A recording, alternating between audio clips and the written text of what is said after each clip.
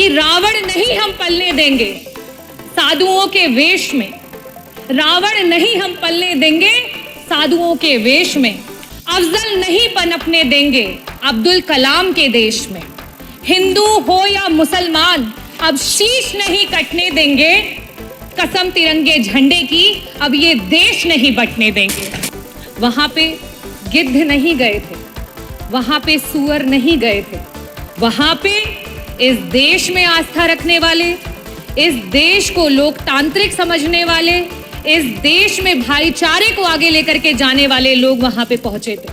आपका आभार व्यक्त करना चाहूंगी कि आपने 2025-26 के बजट की चर्चा पे मुझे बोलने का अवसर दिया।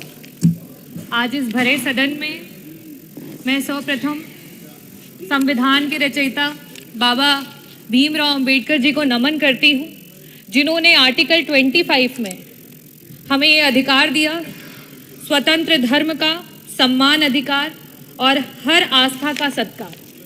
और इसी के नाते आज पूरे देश में और प्रदेश में हमारे बीच में कुंभ का महापर्व जो रहा, उसमें पूरे देश से लोग आए। मैं सभी लोगों का जो आए उनका स्वागत करती हूँ। यहाँ कई प्रकार की चर्चाएं हुई और बहुत सारे शब्दों का प्रयोग किया गया। ये जो लोग विभिन्न प्रदेशों से और यहाँ तक कि विश्व के कोने कोने से आए, वो किसी राजनीति से प्रेरित होकर के नहीं आए, वो आस्था से, धर्म से और अपने देश, अपनी मातृभूमि से जुड़े हुए हैं, इसलिए वो यहाँ पर आए। महाकुंभ के आयोजन में जितना बजट होना चाहिए था, सरकार ने उसकी कमी की। महाकुंभ में जो सुविधाएं हमारे लोगों को देनी चाहिए थी, सरकार ने उसकी कमी की। वहां पे गिद्ध नहीं गए थे, वहां पे सुअर नहीं गए थे, वहां पे इस देश में आस्था रखने वाले, इस देश को लोकतांत्रिक समझने वाले, इस देश में भाईचारे को आगे लेकर के जाने वाले लोग वहां पे पहुंचे थे। मैं इस सदन में आज बहुत सारी चर्चाएं हुई, बहुत सारी बातें कही गई। बजट की जबकि चर्चा होती है तो बजट में किस तरीके से डिवीजन होता है उसकी बात होती है। अभी सत्र में कुछ दिन पहले बात हुई कि अंग्रेजी में विधायकगण अपने भाषण दे सकते हैं, लेकिन जब आपके बजट में एलोकेशन की बात आती है, शिक्षा की बात आती है, जो हमारे बच्चे प्राइमरी स्कूल में पढ़ रहे हैं, जिनकी नींव अंग्रेजी से शुरू नहीं होगी, तो वो आगे जाकर के आपके अंग्रेजी में दिए हुए भाषणों को नहीं समझ पाएंगे। लेकिन आप क्या काम कर रहे हैं? जहां 15% कहीं आपकी सरकार बजट दे रही थी, आज शिक्षा में वो बजट गिरा करके 13% पे आ चुका है। ये स्थिति है। अगर मैं बात करूं स्वास्थ्य की, क्योंकि मंत्री जी यहाँ बैठे नहीं है, जब स्वास्थ्य पे जब विपक्ष चर्चा करने की कोशिश करता है, मंत्री जी उत्तेजित हो जाते हैं। शायद इसीलिए हो जाते हैं क्योंकि स्वास्थ्य पे मात्र 6% का बजट दिया गया है, और इस 6% के बजट में भी मंत्री जी 40% का बजट पिछले जो बजट में था एलोकेटेड, उसको इस्तेमाल नहीं कर पाए। अगर हम बात करें ग्रामीण अंचल की, जो उत्तर प्रदेश की 60-70% की आबादी है, अगर हम उसमें बजट के एलोकेशन की बात करें तो मात्र 4% का बजट है। जो 8 करोड़ 8 लाख की आप बात करते हैं, 8 लाख करोड़ की बात, 8 लाख 8 हजार करोड़ की बात करते हैं, उसमें मात्र 4% का बजट दिया गया है। और सबसे बड़ी नाइंसाफी अगर इस सरकार में कोई झेल रहा है तो वो हमारा किसान है। पूरे देश का एवरेज औसत अगर निकाल लिया जाए तो बाकी प्रदेशों में जहां किसानों को 6% का बजट मिल रहा है, वहां उत्तर प्रदेश की सरकार में मात्र 3% का बजट है जो हमारे किसानों को दिया जा रहा है।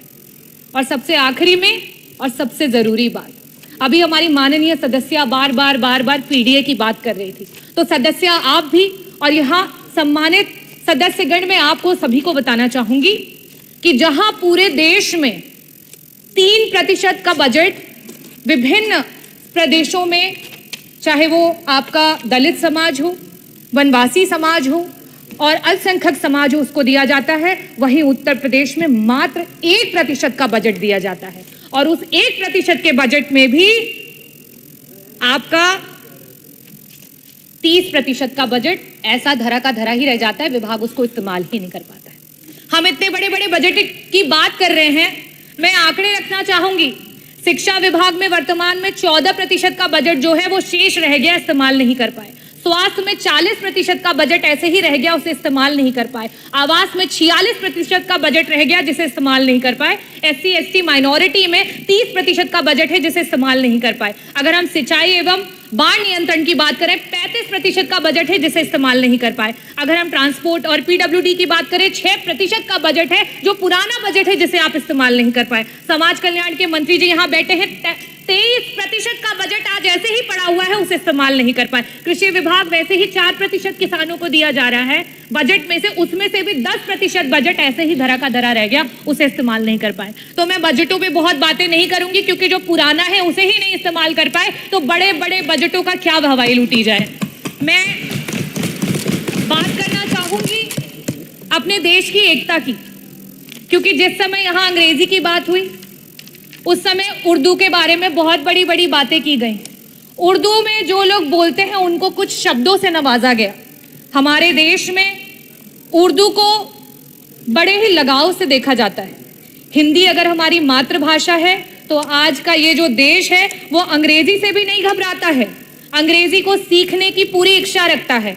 पंडित ब्रिज नारायण जी, पंडित रतननाथ सरहार जी, मुंशी प्रेमचंद जी, पंडित आनंद मोहन जी, यहाँ तक कि उपराष्ट्रपति रहे हुए कृष्णकांत जी, इन सभी लोगों का उर्दू से बहुत लगाव था। तो क्या इनके लिए भी उन्हीं शब्दों से नवाजा जाएगा?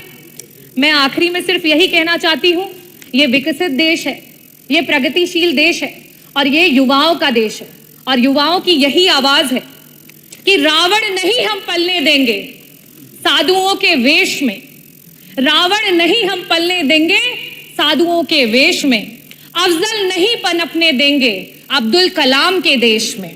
हिंदू हो या मुसलमान अब शीश नहीं कटने देंगे, कसम तिरंगे झंडे की अब ये देश नहीं बटने देंगे। जय भीम, जय भारत, बहुत बहुत धन्यवाद।